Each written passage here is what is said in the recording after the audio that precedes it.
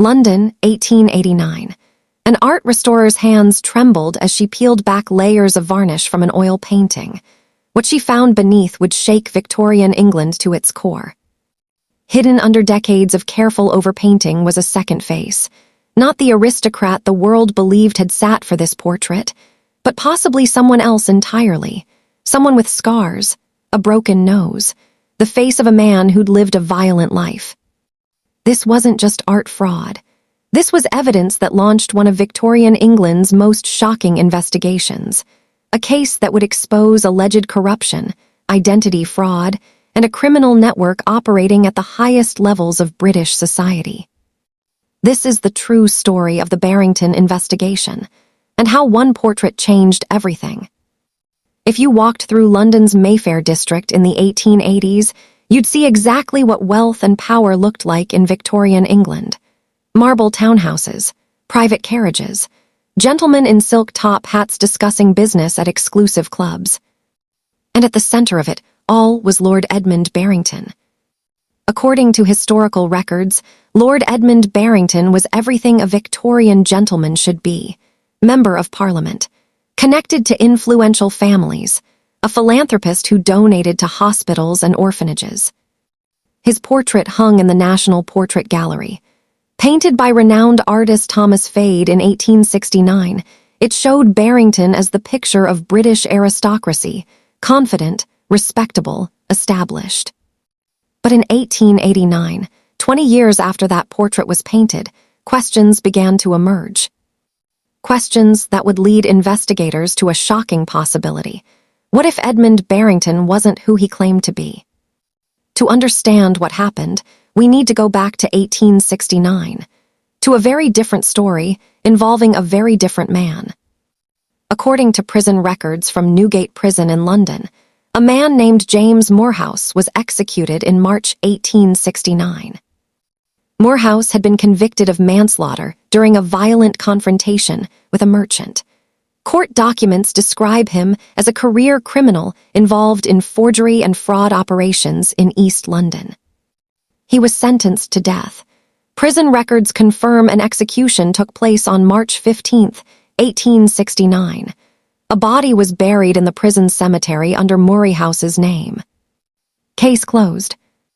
Except here's where things get strange. Just weeks after Morehouse's supposed execution, the real Edmund Barrington, a minor aristocrat living quietly in the countryside, died from tuberculosis.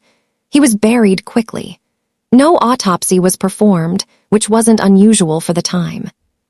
And shortly after, a man claiming to be Edmund Barrington appeared in London society. For 2 decades, no one questioned it. Victorian society operated on trust among the upper classes. If you had the right manners, the right connections, the right documentation, people didn't ask questions. This Lord Barrington thrived. He gained influence in Parliament, made strategic business investments, built connections with some of the most powerful families in England. But in 1873, he made a decision that would eventually unravel everything. He commissioned his portrait. Thomas Fade was one of Victorian England's most celebrated portrait artists, but Fade was also meticulous, obsessive about detail. According to his private journals, which were later donated to the British Museum, Fade noticed something odd during the portrait sessions. Barrington had scars on his hands, small scars, the kind that come from street fights and manual labor. The kind that aristocrats who'd lived sheltered, privileged lives typically didn't have. In his journal, Fade wrote, "Lord B's hands tell a different story than his title suggests." Fade painted the commissioned portrait beautifully, but according to later analysis, he may have done something else, something no one would discover for 16 years. If this story has you hooked, do me a favor. Hit that like button so more people can discover these hidden history stories. And drop a comment. Do you think someone could pull this off today? Let's discuss below. For the next 16 years, the portrait hung without incident. First in Barrington's private residence, then, after his death in 1885, it was donated to the National Portrait Gallery. Then, in March 1889, everything changed. Charlotte Webb was an art restorer hired by the gallery to clean and preserve paintings. When Barrington's portrait came to her workshop, it needed routine maintenance. Years of smoke and grime had dulled the surface. Webb was methodical in her work. As she carefully removed layers of old varnish, something unusual appeared beneath the surface. There were two faces in this painting. The respectable Lord Barrington visible on the surface, and underneath another face, rougher features, a scar through the eyebrow, a nose that had been broken and healed poorly. Webb documented everything and reported it to the gallery director. Initially, her concerns were dismissed. Why would a celebrated artist paint two different faces? It seemed absurd. But Webb persisted. She convinced the director to examine Thomas Fade's private papers. That's when they found the journal entries. Fade had been suspicious during those portrait sessions, and in 1873, he'd written something remarkable. I've heard whispers from those familiar with East London's criminal element. They say James Morehouse, supposedly executed in '69, bore a striking resemblance to Lord B. Prison records confirm Morehouse's execution, of course. But I find myself painting two versions, the man society sees and the man I suspect might truly be sitting before me. The gallery contacted Scotland Yard. What followed was one of the most thorough investigations in Victorian police history.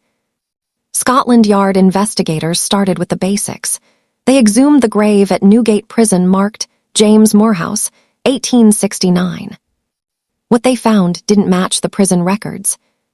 The body was 4 inches shorter than Morehouse's documented height. The bone structure was wrong. According to the medical examiner's report, this was not James Morehouse. So whose body was it? And if Morehouse didn't die in 1869, where did he go? Investigators tracked down Thomas Whitlock, the prison guard who'd overseen Morehouse's execution. Now elderly and in poor health, Whitlock made a deathbed confession. According to his statement, he'd been bribed to facilitate a switch. A body from the prison hospital, a man who died of natural causes, was used in place of Morehouse. False documentation was created, and Morehouse walked out of Newgate Prison alive. Investigators then examined the death records for the real Edmund Barrington. The aristocrat had died in his country estate, attended only by his personal physician. The body was cremated immediately, unusual for the time, but not illegal. That physician, when questioned, admitted under pressure that he'd been paid to certify the death without conducting a thorough examination. He couldn't confirm whether the body he'd examined was actually Edmund Barrington. The pieces were coming together. Financial investigators uncovered something even more disturbing, a network of suspicious transactions spanning 2 decades, strategic investments that seemed to rely on inside information, business rivals who mysteriously went bankrupt, legal cases that were decided in Barrington's favor despite questionable evidence.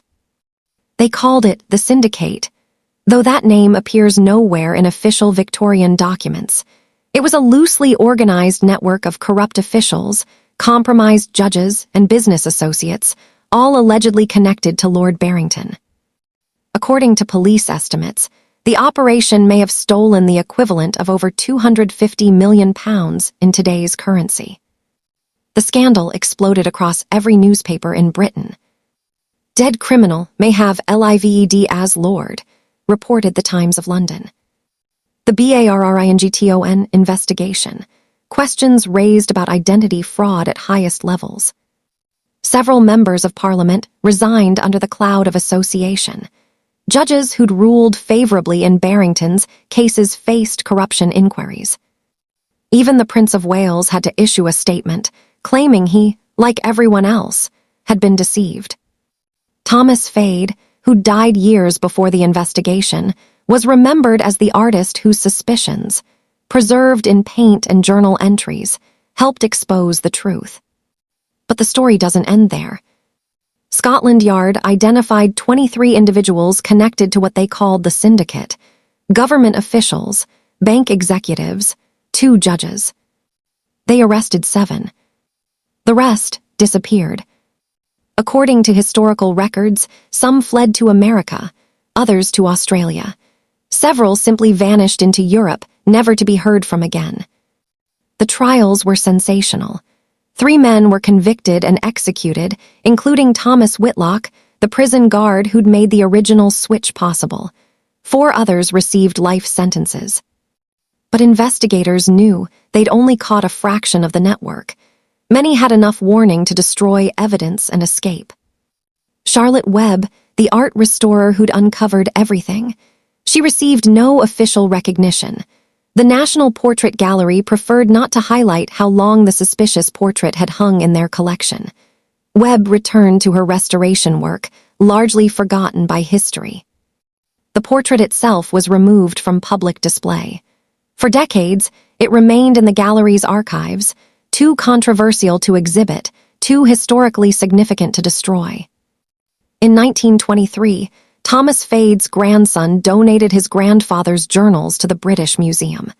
In them, Fade had written something haunting about the day he finished Barrington's portrait. "I painted what the world wanted to see, but I also painted what I suspected underneath, where it would wait. Truth is patient. It can wait decades to be revealed. Lord B seemed pleased with his portrait, but did he sense what I'd truly captured?" The man who called himself Lord Edmund Barrington pulled off one of the most audacious identity frauds in Victorian history, if the investigators' theories were correct. He allegedly fooled Parliament, high society, even royalty. But he couldn't fool time, and he couldn't hide from the truth preserved in layers of paint. Today, the Barrington portrait is held in a private collection. It sold at auction in 2018 for over £3 million. It's displayed exactly as Charlotte Webb revealed it, showing both layers, the respectable surface and the suspicious image beneath. Art historians consider it one of the most significant portraits in Victorian England, not because of who was painted, but because of what it exposed about identity, deception, and the limits of social trust. Here's my question for you. With all our modern technology, facial recognition, digital records, DNA databases, could someone still pull off an identity fraud like this today? Or are we more vulnerable than we think? Drop your thoughts in the comments. I'd love to hear what you think. If you're fascinated by true crime from history, subscribe and turn on notifications. I've got more untold stories coming your way. Hit that like button if you enjoyed this investigation, and I'll see you in the next story. Because if history teaches us anything, it's this: the truth is always hiding somewhere, waiting, patient. It just needs someone brave enough to look beneath the surface.